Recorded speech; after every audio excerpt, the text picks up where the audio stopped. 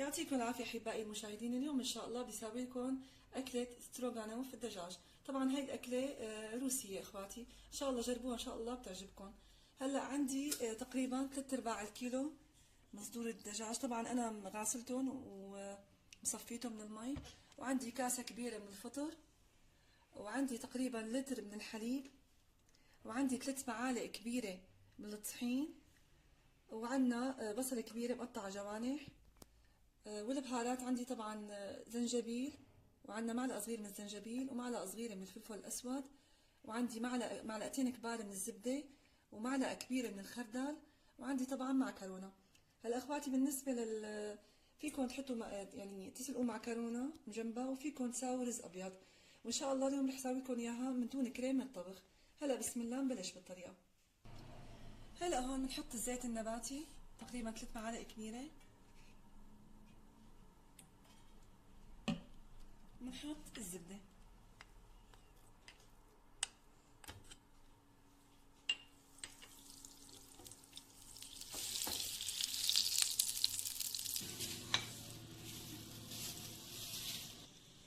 هلا هون بعد ما ذابت الزبدة بنحط قطع الدجاج.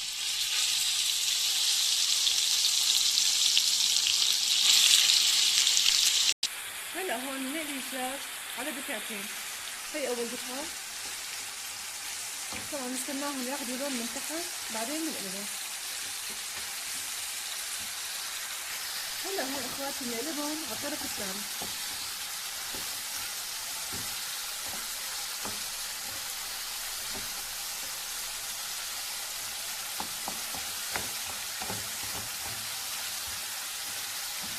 هلا هون بحط لهم رشه من الفلفل الاسود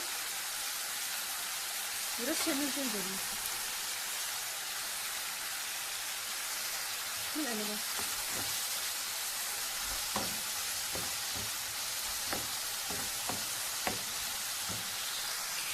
هلا اخواتي بعد ما قليناهم بهذا الشكل مثل ما شايفين، هلا بنفضيهم بنضيف الدفعه الثانيه. هلا هون اخواتي بنفرغ اول قسم.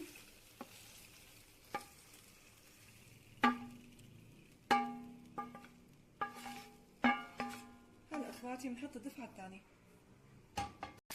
هلا هون اخواتي بنرجع بنحط معلقه كبيره من الزبده وبنقلي الدفعه الثانيه.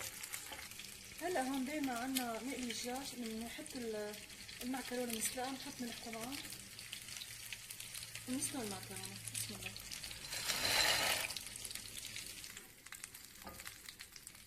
هلا هون بنضيف الكميه الثانيه من الدجاج. بسم الله.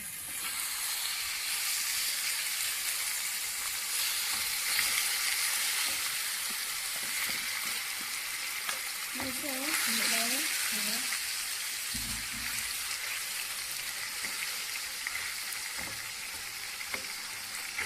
هلا بنضيف عليهم الزنجبيل والفلفل الاسود.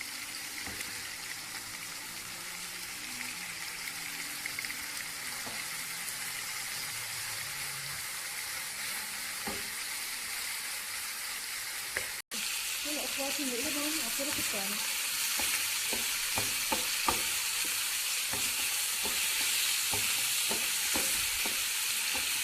هلا بستنى عليهم تقريبا 6 دقائق نفضيهم.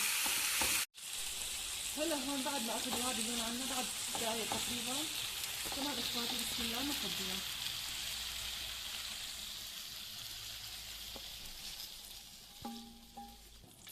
هلا اخواتي هون نرجع بنضيف معلقه زبده. بسم الله.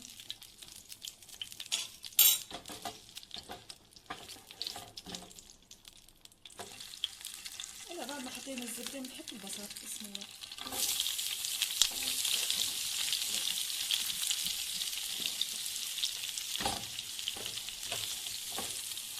هلا اخواتي البصل بنخليه لحتى تقريبا يتكرمل. هلا هون بعد ما عنا دبل البصل بنحط رشه ملح ونضيف كميه الفطر. بسم الله.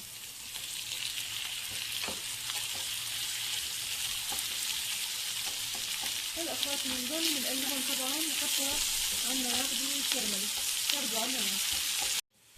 هلا هون بعد ما عنا اخذ الفطر والبصل لون الكرمله، بنحط تقريبا 3 معالق كبيرة من الطحين.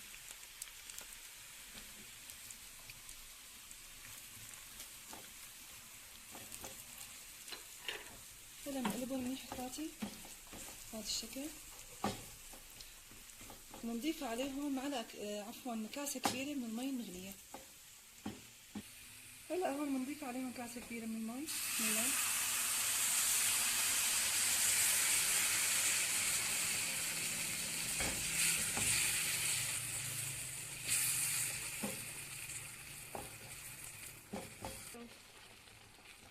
هلا اخواتي بنضيف عليهم بعد المرحلة معلقة كبيرة من الخردل. هلا اخواتي اللي بيحب يحط مرقة دجاج في كمان يحط مرقة الدجاج. هلا بنضيف الخردل بنحركهم. هلا هون اخواتي بنضيف الدجاج اللي قليناه.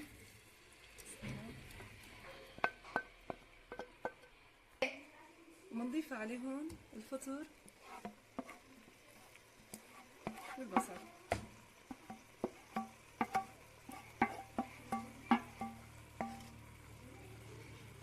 هلا هون بنضيف الحليب بسم الله تدريجيا.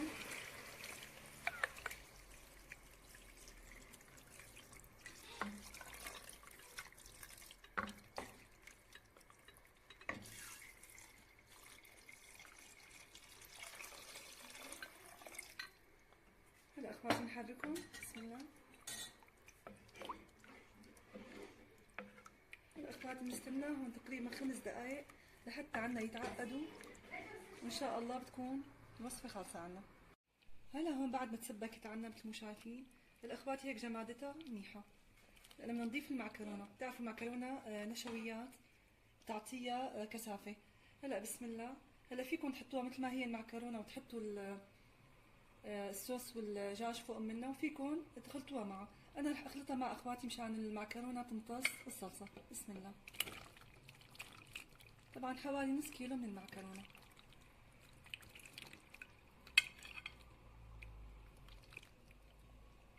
بنقلبها خليها تقريبا دقيقة ونسكت.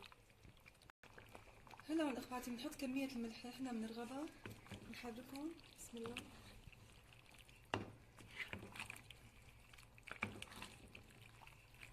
وبنسكت اخواتي بسم الله. هلا اخواتي ما شاء الله عندنا خلصت الطبخة.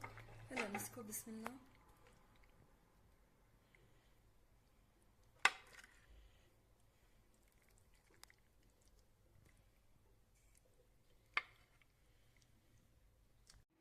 وبهيك بتكون عنا الوصفة خلصت. هلا اخواتي رح رش انا رشة من الاوريجانو، طبعا هذا اختياري.